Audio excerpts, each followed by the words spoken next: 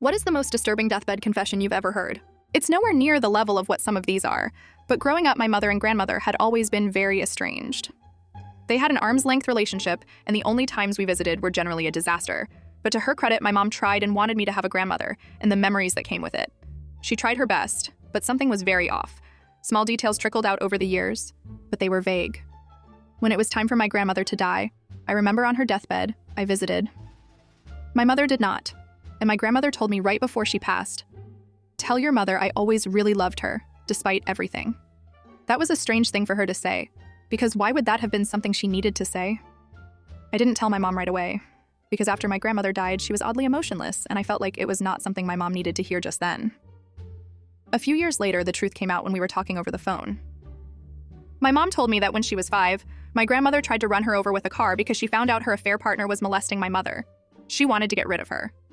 It didn't work because a neighbor saw and intervened, so my mom ended up getting sent overseas to her father's mother's home to be safe while that got dealt with and my grandparents got divorced. Times being what they were, however, when my mom returned, her mother got custody of her. It ended up with my mother running away, being homeless, getting pregnant very young by a much older man, a secret sister I never knew about, and I was pretty floored.